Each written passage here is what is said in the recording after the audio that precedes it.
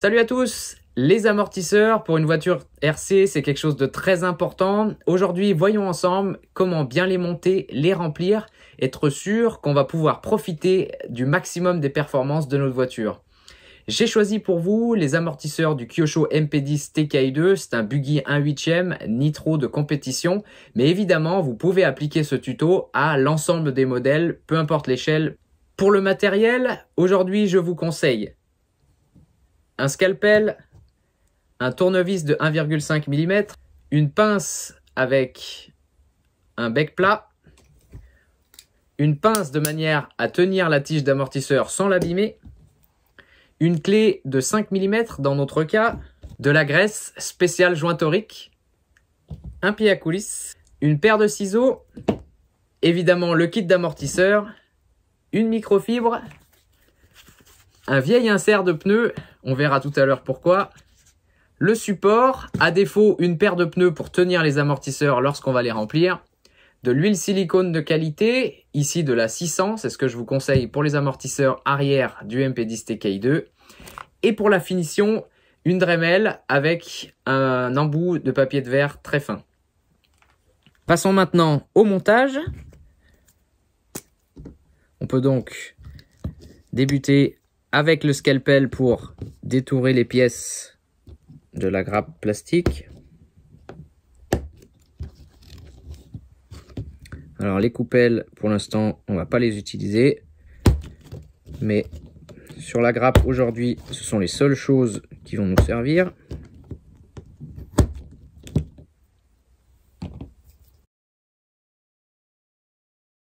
On a encore les petits inserts pour les bouchons d'amortisseur.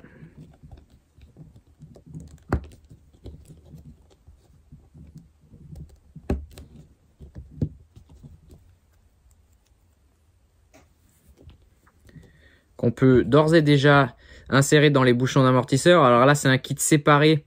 On va avoir la petite vis de purge. Dans le kit d'origine du Kyosho MP10, vous n'avez pas cette petite vis. On fait bien attention à avoir, si vous avez les vis de purge face à face pour mettre les inserts, et au moins quand vous allez les monter sur la voiture, ce sera très propre pour faire vraiment la paire.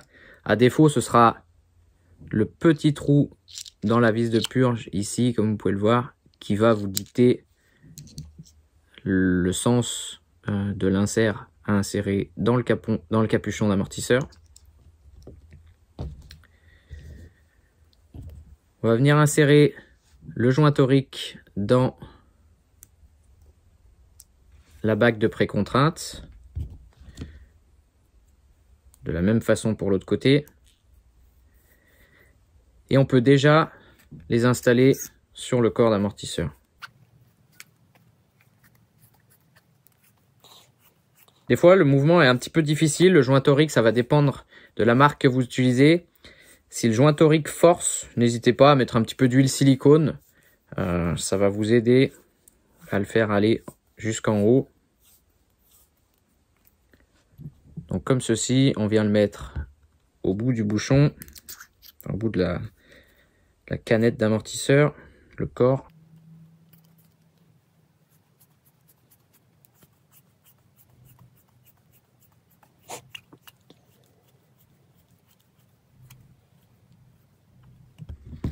Ensuite, on prend donc notre graisse spéciale joint torique. On va venir avec le doigt mettre une petite noisette de graisse et on va passer le joint dans la graisse de manière à vraiment créer une belle étanchéité du pied d'amortisseur. Donc comme ceci avec l'ensemble des joints. Donc le premier joint, la bague, alors là ça va dépendre de vos amortisseurs, mais la première bague, le deuxième joint, ensuite la dernière petite bague plastique qui vient finaliser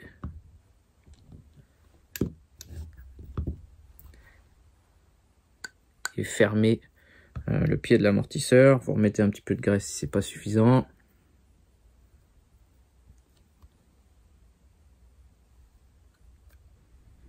Ainsi jusqu'à la dernière rondelle. Ensuite, le passage du circlips. Alors chez Kyosho, c'est plutôt sympa parce que vous en avez 3 qui sont livrés d'origine. Il y a d'autres voitures où en fait c'est un pied qui se visse, mais globalement ça fonctionne exactement de la même façon. Pour ceci, vous prenez le corps de l'amortisseur, vous venez fixer le petit bout.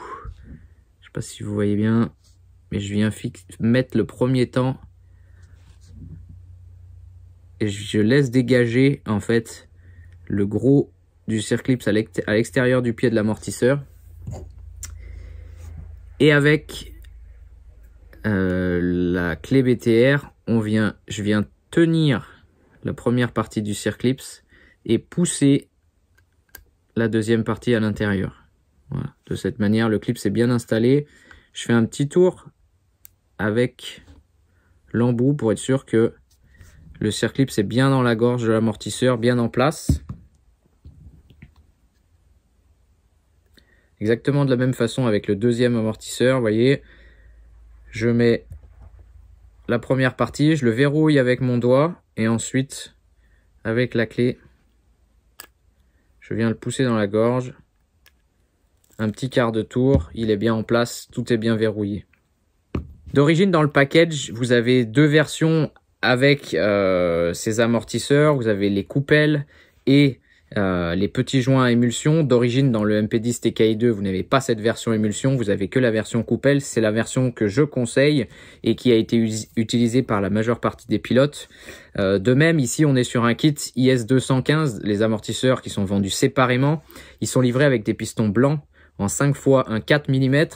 Dans le kit, vous avez les pistons noirs de 1,5 de 5 fois 1,5 mm. C'est sur ces pistons-là qu'on va partir aujourd'hui. Vous pouvez insérer la boule à l'intérieur de la chape.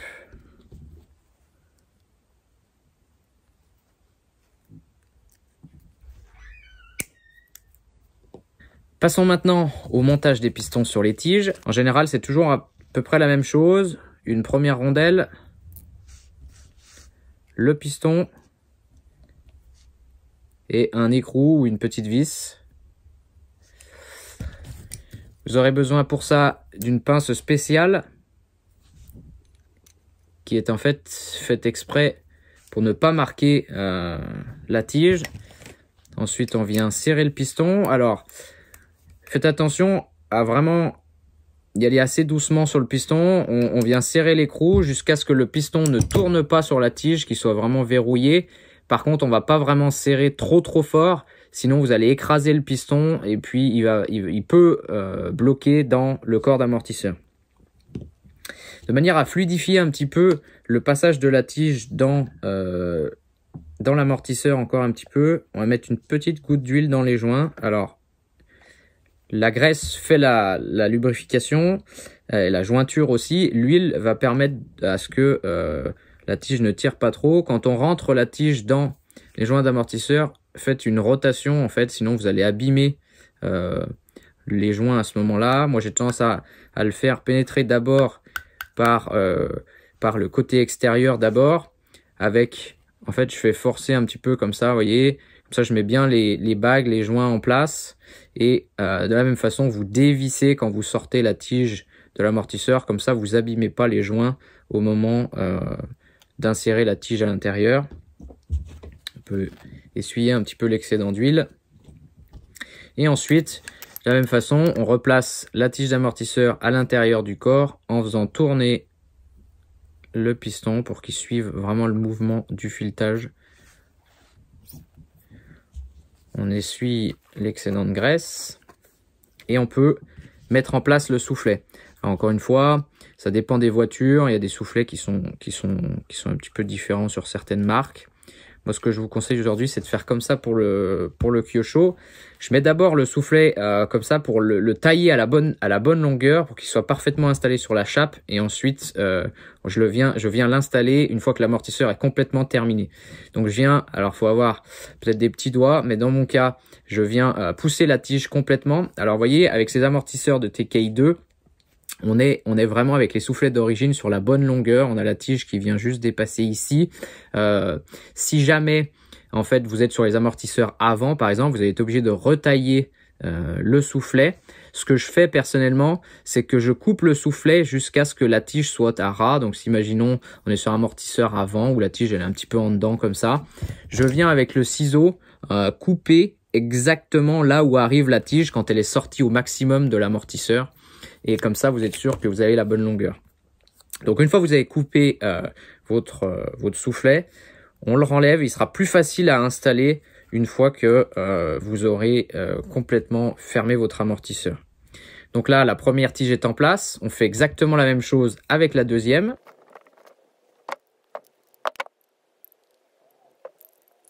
Donc là, comme on a vu que les soufflets n'ont pas besoin d'être découpés pour l'arrière, je ne vais pas les toucher pour l'instant. Et maintenant, on peut venir fixer la chape. Donc on vient tenir la tige avec la pince spéciale. Faites attention, encore une fois, à ne pas utiliser une pince multiprise par exemple. Ça pourrait vraiment endommager votre tige. Et on vient serrer la chape.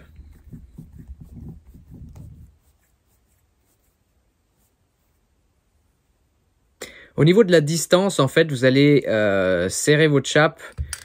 Moi, je serre jusqu'à ce que vous voyez encore un petit peu de filetage ressortir ici. Ça permettra d'avoir le débattement maximal qu'on puisse avoir sans tirer sur l'amortisseur. Et pour ce faire, vous pouvez vérifier avec un pied à coulisse de manière à rentrer exactement la même valeur des deux côtés. Personnellement, j'ai 44.7. Donc voilà, entre 44.5 et 45, je pense que c'est la bonne dimension pour l'arrière. Pour les amortisseurs avant, je vous conseille une distance entre 35.6 et 35.8. On vient faire exactement la même chose sur l'autre amortisseur. Si jamais la chape est assez difficile, ça dépend des fois des marques, elle est assez difficile à mettre en place au début, mettez juste un petit coup d'alésoir de manière à bien vérifier que elle soit bien en ligne, bien dans l'axe.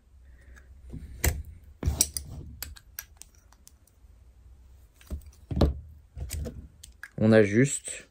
Alors encore une fois, faites attention, on va essayer de ne pas trop endommager la chape, à la serrer, la desserrer. Donc si vous voyez que vous n'avez pas exactement la bonne valeur, c'est pas vraiment ultra important. C'est ultra important en TT1 dixième parce que la longueur d'amortisseur va vous faire le débattement. Sur un buggy 1/8 aujourd'hui, c'est la vis contre le châssis qui va faire le débattement. Donc globalement, si vous n'avez pas exactement la même longueur de tige, ça n'aura pas une grosse incidence en piste.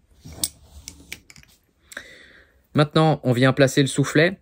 Alors, ce que je vous conseille, c'est mettre un petit peu d'huile sur la chape ou du lubrifiant, un petit peu de graisse. Ça vous permettra beaucoup plus facilement de l'installer.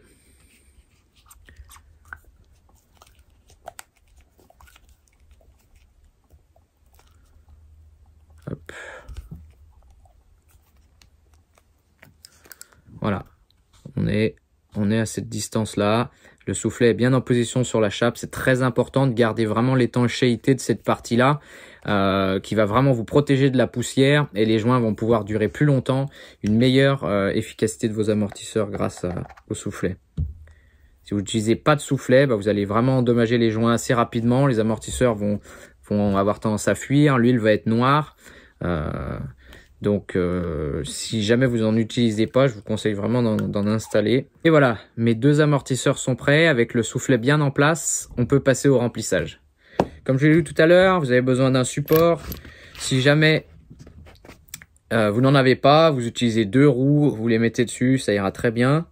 Je vais dans un premier temps remplir en huile jusqu'aux 3/4 à peu près. Vous voyez, de manière à faire sortir les bulles d'air.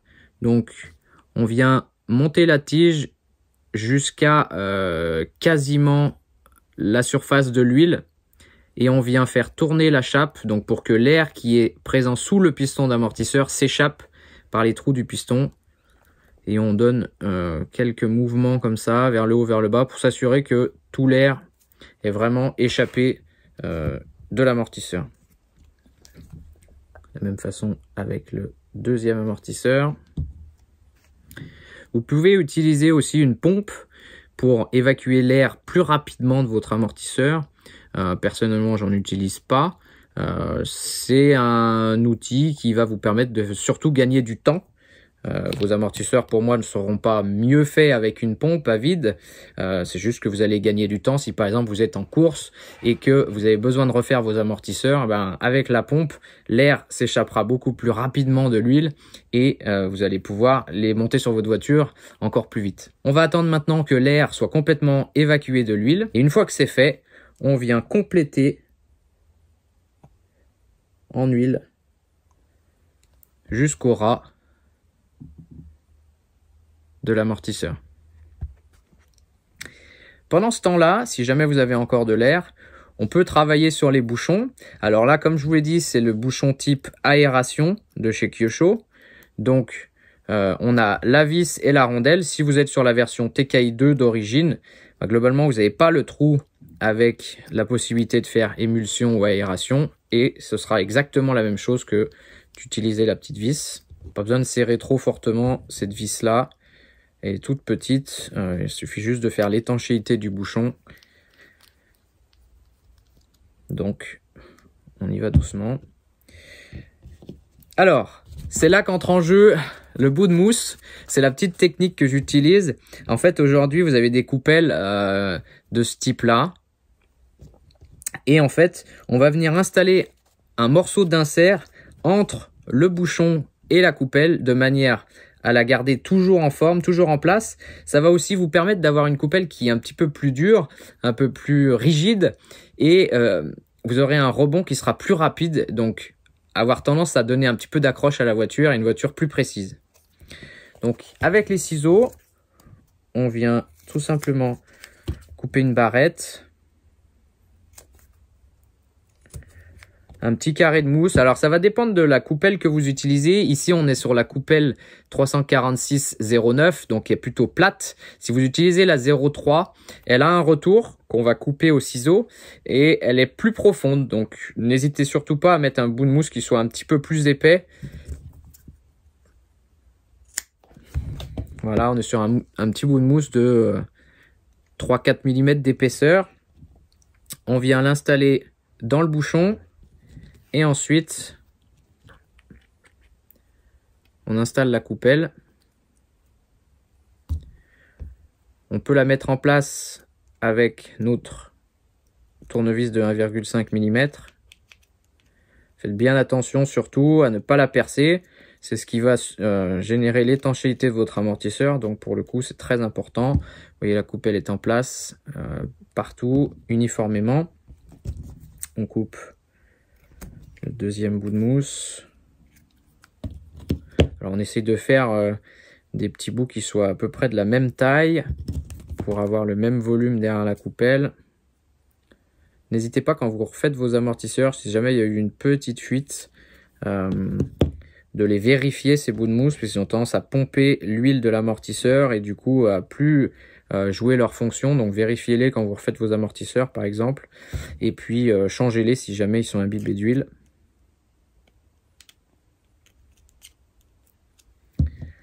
Voilà, les deux bouchons sont prêts, on peut passer à la fermeture de l'amortisseur. Pendant ce temps-là, j'ai plus d'air, on peut fermer tout ça. Donc, l'amortisseur est plein en huile, la tige est en bas pour l'instant. Je viens installer mon bouchon. Je dévisse pour l'instant pour trouver le filetage. Et je commence à serrer tout doucement avec le... Je vais juste regarder attentivement le trou de purge en fait sur l'amortisseur pour qu'en fait je regarde au moment où, vous voyez, l'huile commence à s'échapper par le trou. Je fais des allers-retours en fait, je visse, je dévisse en vissant progressivement pour bien évacuer le surplus d'huile. Pour l'instant, ma tige elle est toujours en bas. Et quand vous allez arriver à un moment où vous voyez que l'huile ne sort plus, on va arriver quasiment à la pression de la coupelle. C'est à ce moment-là que je viens rentrer complètement la tige dans l'amortisseur en essuyant l'excès toujours. Et en fait, je vais complètement rentrer la tige dans l'amortisseur pour que tout le volume d'huile de la tige soit sorti. Alors, ça va dépendre, encore une fois, du diamètre du trou de purge que vous avez sur le bouchon. Des fois, c'est plus ou moins rapide. On vient essuyer l'excès. Et ensuite, on visse totalement le bouchon. N'hésitez pas aussi à mettre, vous voyez, comme ceci, une clé en travers pour bien serrer, bien générer l'étanchéité. On essuie l'excès d'huile. Et voilà, notre amortisseur est parfait. Normalement, vous n'avez aucun bruit, hormis peut-être le soufflet. Vous n'avez pas de sifflement, des choses comme ça. Si vous avez un petit sifflement quand vous faites actionner votre amortisseur, c'est que vous avez de l'air à l'intérieur. Et là, du coup, il faudra sûrement passer par la case départ. Ou au moins remettre de l'huile et recommencer. Amortisseur numéro 1 prêt. On fait exactement la même chose avec le deuxième.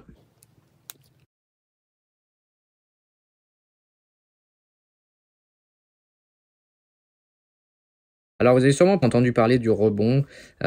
Souvent, en fait, le rebond, c'est la quantité du retour d'air que vous allez avoir dans l'amortisseur, la pression que vous allez avoir sur la tige. Personnellement, je préfère les amortisseurs, ce qu'on appelle morts, dead. Donc c'est pour ça que je rentre intégralement la tige à l'intérieur de l'amortisseur. Vous pouvez gérer ce rebond, en fait, au moment où vous allez verrouiller le bouchon d'amortisseur, en ajustant la longueur de la tige qui reste à l'extérieur du corps d'amortisseur. Quand vous fermez complètement, vous verrouillez complètement le bouchon. Si vous mettez un petit centimètre par exemple, vous allez avoir naturellement plus de rebond que quand vous faites comme moi et vous mettez l'intégralité de la tige à l'intérieur.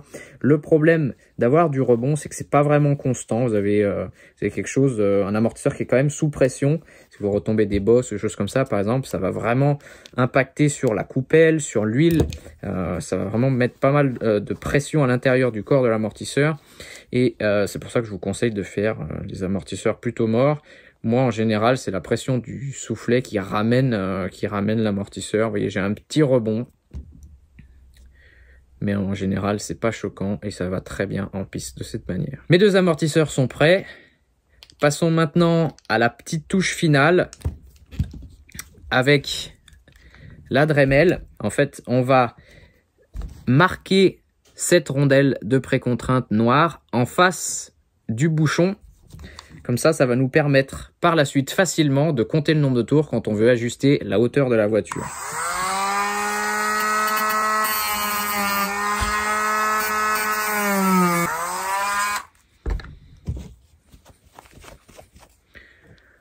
Vous voyez, comme ça, on a facilement, visuellement, la marque. On fait la même chose pour l'autre.